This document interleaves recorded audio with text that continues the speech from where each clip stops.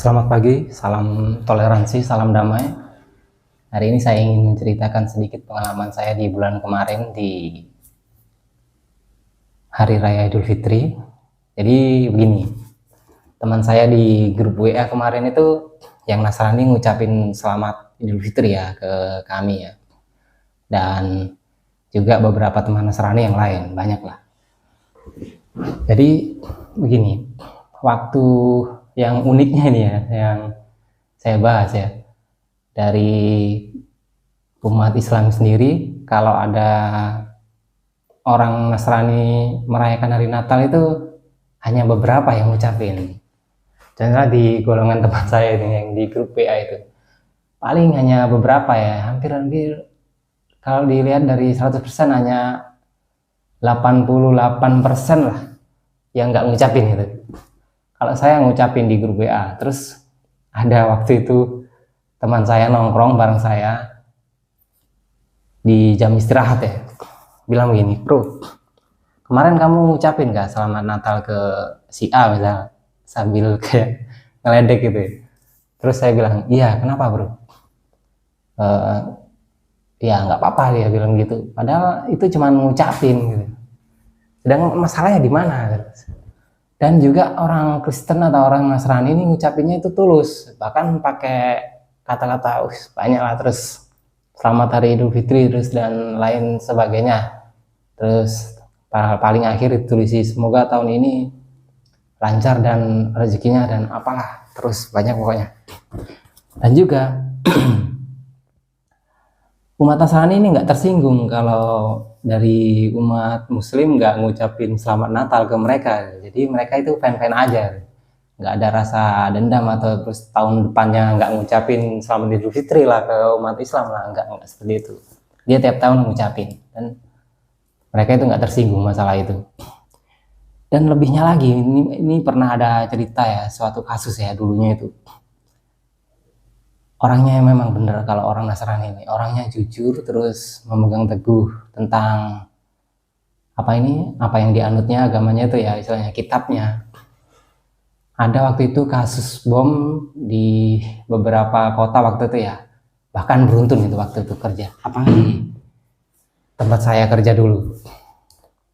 Jadi selang ada 10 menit kalau nggak 15 menit itu kalau nggak salah bomnya itu terjadi kisaran tahun 2015 kalau nggak 2013 ya, ada kok di YouTube itu dicek, ada yang kalau di YouTube beritanya tuh ada yang 7 tahun, ada yang 5 tahun, macam-macam, bahkan ada yang terbaru kemarin 2023 kalau nggak salah ya, bisa dicek di media sosial.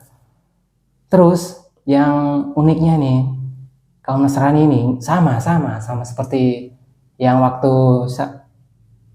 saya jelaskan tadi ya, masalah ngucapin Idul Fitri atau sebaliknya ya, yang saya ceritakan tadi. Jadi waktu gereja mereka dibom, mereka itu nggak ada rasa dendam untuk ngebom balik atau nyerang balik gitu loh. Bahkan di komenan begini, ada sih beberapa ya, yang ada satu atau dua itu yang ya sedikit lah untuk dia komen itu seperti ini, wih jadi takut sama orang Islam itu. Bahaya nih, kalau saya posisi di Islam sendiri agak menyayangkan sekali ya. Dan tapi itu sedikit, hanya beberapa aja.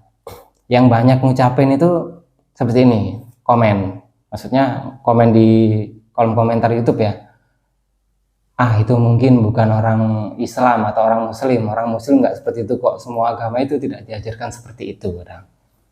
Terus lagi ada yang bilang mungkin para teroris bukan orang Islam atau orang Muslim, begitu dia menyampaikan. Terus ada juga yang pernah saya dengar di YouTube itu ya, ada satu ayat ya, mereka nyampaikan begini, kamu suatu saat akan dibenci atas namaku.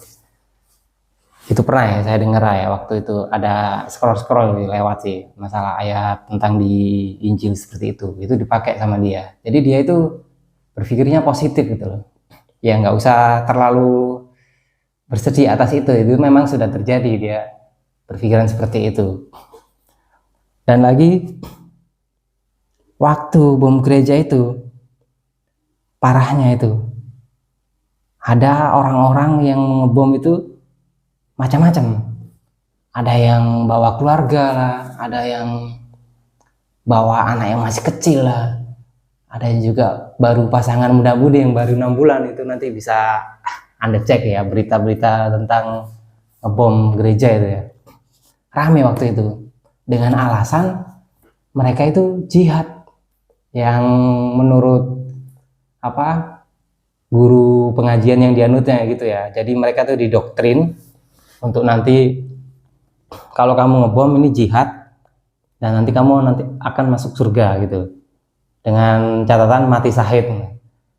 Kenapa saya katakan demikian? Karena ada waktu itu yang pasangan muda-mudi yang baru 6 bulan itu, yang beritanya seperti itu, mereka itu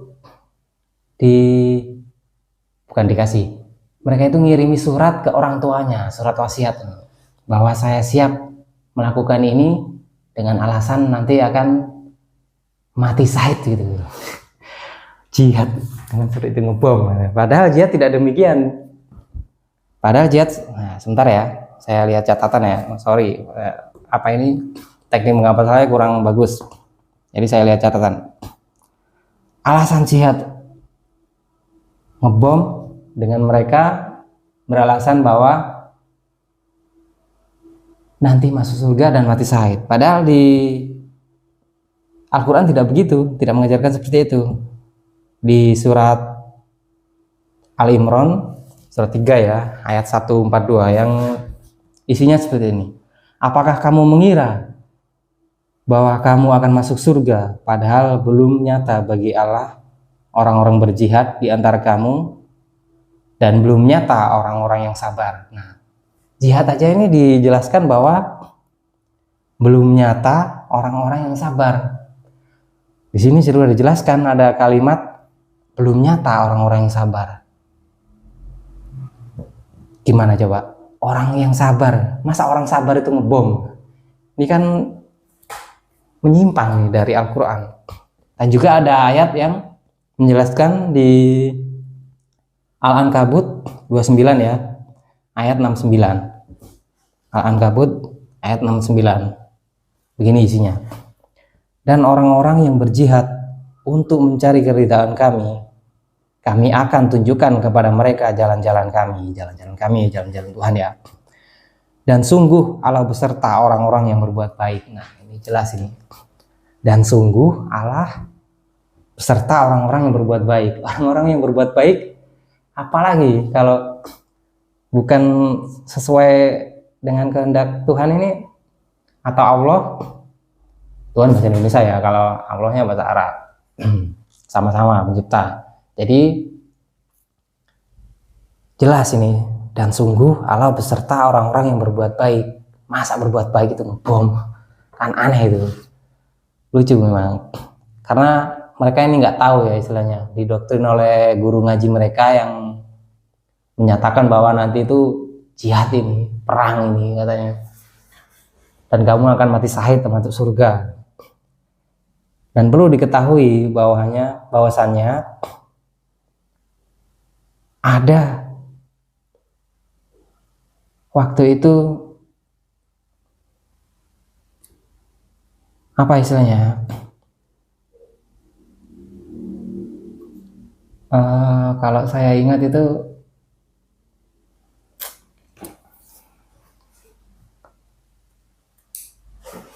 surat berapa itu kemarin, saya lihat sebentar ya, lupa ini saya catatannya. Kalau mereka dulu itu dijelaskan bahwa kita itu sebenarnya satu umat. Nah,